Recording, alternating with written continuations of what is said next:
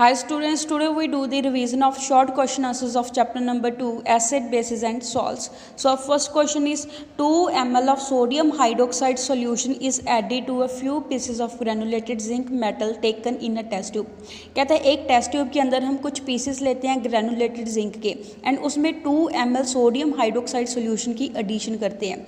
जब कहता है जो कंटेंट्स है टेस्ट ट्यूब के अंदर उसको वार्म करेंगे, हीट करेंगे, उस दौरान एक गैस वहाँ से इवॉल्व होती है जो साबुन के गोल में से बबल बनाती है, उसके अंदर सॉल्युबल नहीं होती है। कहता है इसके लिए हमें केमिकल रिएक्शन लिखनी है कि कौन सी केमिकल रिएक्शन यहाँ पे इन्वॉल्व हो रही है। ऑल्सो कहता है यहाँ पे जो गैस इवॉल्व हुई है उसको हम कैसे डिटेक्ट करते हैं, कैसे उसकी टेस्टिंग करेंगे। कहता है ऑल्सो हमें नेम बताना है गैस का जो इवॉल्व होगी जब same zinc metal reaction show करेगा dilute solution of strong acid के साथ। तो फर्स्ट हम लिखेंगे कि कौन सी केमिकल रिएक्शन यहाँ पे इन्वॉल्व हो रही है। दैट इज कहता है हमने जिंक मेटल के पीसेस के अंदर किसको ऐड करा है, सोडियम हाइड्रोक्साइड सॉल्यूशन को ऐड करा है।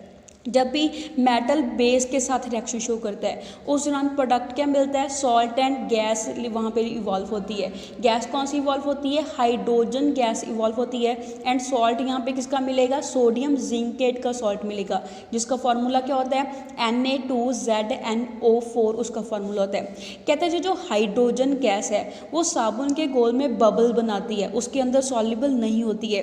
जब कहता है इन बबल्स के नज़दीक हम बर्निंग कैंडल को लेके जाएंगे तो वो बबल है वो क्या हो जाएंगे, बस्ट हो जाएंगे, फट जाएंगे एंड वहाँ से पॉप साउंड क्या होगी, प्रोड्यूस होगी जो बर्निंग कैंडल को क्या कर देती है, एक्सटिंग्विश कर देती है, बुझा देती है। वहाँ हमें क्या इंडिकेट होता है कि कौन सी गैस वहाँ पे प्रेजेंट है, हाइड्रोजन गैस प्रेजेंट है।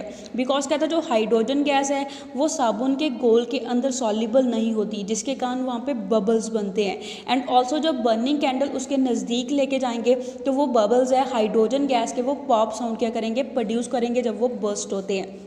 कहता सेम हाइड्रोजन गैस ही इवॉल्व होती है जब जिंक रिएक्शन शो करेगा dilute solution of strong acid के साथ। यहाँ पे स्ट्रॉन्ग एसिड हमने कौन सा लिया है, HCl हाइड्रोक्लोरिक एसिड लिया है। जब कहता है एसिड भी मेटल के साथ रिएक्शन शो करता है तभी सेम प्रोडक्ट मिलते हैं, that is salt and hydrogen gas वहाँ पे इवॉल्व होती है। यहाँ पे हमारे पास जिंक क्लोराइड का सॉल्ट मिलेगा, साथ में हाइड्रोजन गैस इवॉल्व होगी। नेक्स्ट क्वेश्चन है define a universal indicator, mention it's one use. हमें बताना है यूनिवर्सल इंडिकेटर क्या होता है एंड उसकी एक यूज़ बतानी है। कहता है ये यूनिवर्सल इंडिकेटर है वो मिक्सचर होता है काफ़ी सारे इंडिकेटर्स का। इंडिकेटर क्या होते हैं, जिसको हम एसिड एंड बेस की डिटेक्शन करने के लिए यूज़ करते हैं। कहता है काफ़ी सारे इंडिकेटर के मिक्सचर को हम क्या बोलेंगे, यूनिवर्सल इंडिकेटर बोलेंगे। कहता है ये यूनिवर्सल इंडिकेटर है वो डिफरेंट कलर शो करता है, वो डिपेंड करेगा कि उस सोल्यूशन में कितने number of hydrogen ion present हैं एंड उस सोल्यूशन की pH वैल्यू कितनी है। उसके बेसिस के ऊपर कहता है ये यूनिवर्सल इंडिकेटर है वो अलग अलग सॉल्यूशन में डिफरेंट कलर्स को क्या करता है, शो करता है। कहता है इसको हम यूज़ करते हैं फाइंड आउट करने के लिए कि जो सॉल्यूशन है वो एसिडिक है, बेसिक है या न्यूट्रल नेचर का है। Next question is solution A gives pink colour when a drop of phenolphthalein indicator is added to it. कहता है हमारे पास ए सॉल्यूशन है, अगर उसमें हम फेनोफ्थैलिन इंडिकेटर की एडिशन करेंगे, उसके अंदर एक ड्रॉप फेनोफ्थैलिन इंडिकेटर का डालेंगे तो सॉल्यूशन ए का कलर है वो क्या हो जाएगा, पिंक कलर हो जाएगा। ऐसे कहता है जो सॉल्यूशन बी है, एक दूसरा सॉल्यूशन है बी, कहता वो रेड कलर को शो करेगा जब उसके अंदर एक ड्रॉप डालेंगे मिथाइल ऑरेंज का। मिथाइल ऑरेंज भी क्या है कि इंडिकेटर है। ऑल्सो हमें बताना है what type of solution A and B. कहता है जो सोल्यूशन ए है एंड सोल्यूशन बी है वो किस टाइप के हैं एंड इनमें से solution A and solution B दोनों की में से आपस में जब हम कंपैरिजन करेंगे किसकी pH वैल्यू ज़्यादा हाई होगी, सोल्यूशन ए की ज़्यादा हाई होगी या सोल्यूशन बी की ज़्यादा हाई होगी। कहता है जो सोल्यूशन ए है वो बेसिक नेचर का है जिसके कारण जब फेनोफ्थैलिन को उसके अंदर डालेंगे वो कलरलेस से पिंक कलर को शो करेगा। वो किस मीडियम में होता है, बेसिक मीडियम में होता है। कहता है जो सॉल्यूशन ए है वो पहले कलरलेस होगा, जब उसमें फेनोफ्थैलिन इंडिकेटर की एडिशन करेंगे उसका कलर है वो कलरलेस से क्या हो जाएगा, पिंक कलर में चेंज हो जाएगा। वो किस में होता है, बेसिक मीडियम में होता है। ऐसे ही कहता है जो सॉल्यूशन बी है वो एसिडिक नेचर का है, बिकॉज जब मिथाइल ऑरेंज की उसमें एडिशन करेंगे तो उसका कलर है वो क्या हो जाएगा, रेड हो जाएगा। वो किस में होता है, एसिडिक मीडियम के अंदर होता है। तो कहता है दोनों में से किसकी pH वैल्यू हाई है, जैसे हमें पता है कि बेसिस की पीएच वैल्यू हाई होती है एंड एसिड्स की पीएच वैल्यू लो होती है। तो बेसिक कौन सा है, सोल्यूशन ए बेसिक है। दैट मीन्स कहता है जो सोल्यूशन ए है उसकी पीएच वैल्यू ज़्यादा हाई होगी as comparison to solution B के। नेक्स्ट क्वेश्चन है, name one salt whose solution has a pH more than 7 and one salt whose solution has a pH less than 7। कहता हमें एक ऐसा सॉल्ट बताना है जिसके सोल्यूशन की पीएच वैल्यू 7 से ज़्यादा हो एंड एक ऐसा सॉल्ट बताना है जिसके सोल्यूशन की पीएच वैल्यू 7 से लेस हो। कहता जो अमोनियम क्लोराइड है दैट इज़ NH4Cl, कहता इसका जो सॉल्ट सोल्यूशन होगा उसकी पीएच वैल्यू 7 से क्या होती है, लेस होती है। बिकॉज कहता जो अमोनियम क्लोराइड है वो एसिडिक नेचर का सॉल्ट होता है। ऐसे कहता जो सोडियम कार्बोनेट है that is Na2CO3, sodium carbonate basic nature का सॉल्ट होता है जिसके कारण उसकी पीएच वैल्यू क्या आती है, 7 से हायर आती है। Next question is, the blue color of crystals of a substance changed on heating in a closed test tube but the color was regained after some time on cooling। कहता हमारे पास एक blue colour के crystal का एक substance है, उसका colour change हो जाएगा जब हम उन क्रिस्टल को क्या करते हैं, हीट करते हैं क्लोज्ड टेस्ट ट्यूब के अंदर।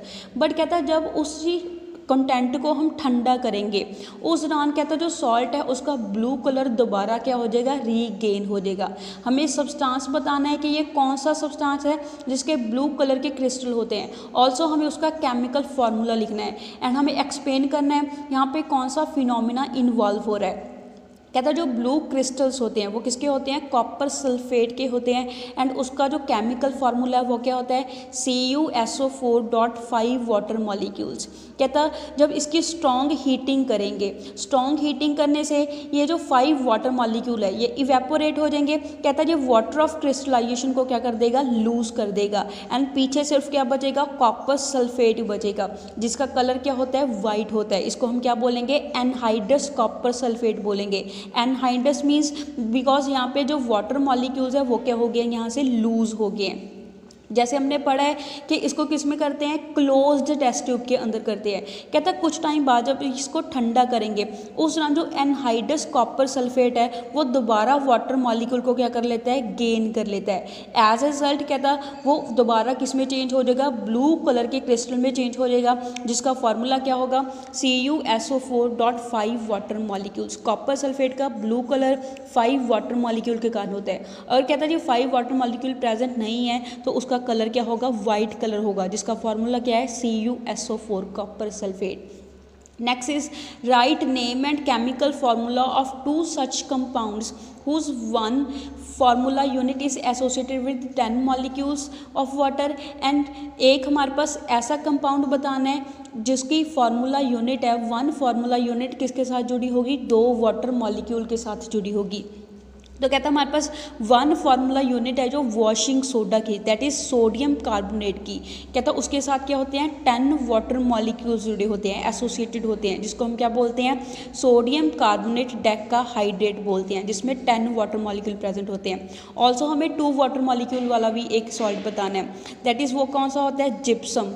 कहता है जो 1 फार्मूला यूनिट है जिप्सम की, या फिर इसको हम क्या बोलते हैं, कैल्शियम सल्फेट डाइहाइड्रेट बोलते हैं।